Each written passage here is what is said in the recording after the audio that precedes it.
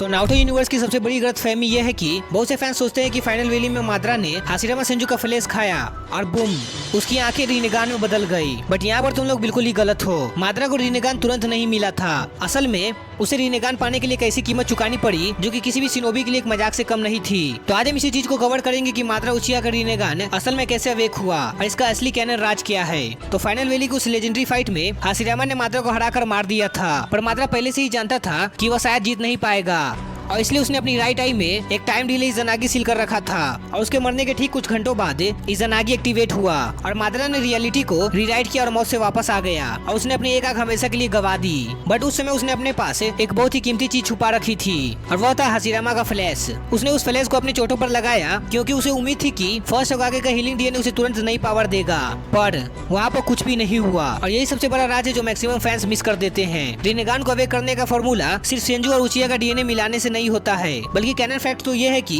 रिनेगान सिर्फ हागुरोमा ओतोत्सुकी यानी कि सेज ऑफ सिक्स पाथ का डूजुत्सु है और इसे पाने के लिए आपको इंद्रा और असुरा दोनों के चक्रा को आपस में फेस करके वापस से हागुरोमा का चक्रा रिक्रिएट करना पड़ता है। और माद्रा इंद्रा का रिकार्नेशन था और हाशिरामा असुरा का, और इसलिए माद्रा ने फ्लैश को लगाकर चक्रा तो मिला दिया था, लेकिन ये प्रोसेस एक इंस्टेंट मैजिक ट्रिक नहीं थी। ये एक बायोलॉजिकली इवोल्यूशन था जिसमें सालों लगने वाले थे और यही माद्रा की सबसे बड़ी ट्रेजेडी थी। उसने अपनी पूरी जवानी और अपनी पूरी जिंदगी एक अंधेरी कैव में बिता दी। वह यहाँ पर गेडू स्टैचू से चक्रा लेकर जिंदा रहा, सिर्फ इस उम्मीद में कि कभी तो उसकी आंखें बदलेगी। और आखिरकार सालों बाद जब माद्रा अपनी नेचुरल मौत के बिल्कुल ही करीब था, उस वक्त जब उसकी सांसें टूट रही थी और वह एक एक्सट्रीम ओल्ड एज में था, तब जाकर फाइनली इंद्रा और असुरा का चक्रा फुल्ली सिंथेसाइज हुआ और उसकी आंखों में अवेक हुआ द लेजेंडरी रिनेगान। लेकिन तब तक वो इतना ज्यादा बूढ़ा और कमजोर हो चुका था कि वो खुद उन आंखों को यूज नहीं कर सकता था और इसलिए उसने एक छोटे बच्चे यानी कि नागाटो को वो आंख ट्रांसप्लांट कर दी ताकि वो अपने प्लान के हिसाब से फ्यूचर में इसका इस्तेमाल कर सके। तो दैट्स ऑल। माद्रा ने रिनेगान की पावर फोर्स से नहीं बल्कि अल्टीमेट पेशेंस के जरिए हासिल किया था। उसने अपनी पूरी जिंदगी इंतजार किया सिर्फ एक प्लान को एग्जीक्यूट करने के लिए। बाय द वे, अगर तुम्हारे पास नारुतो सीरीज की कोई थ्योरीज है तो तुम कमेंट में मुझे बता सकते हो। तो मिलते हैं नेक्स्ट वीडियो में, तब तक के लिए बाय।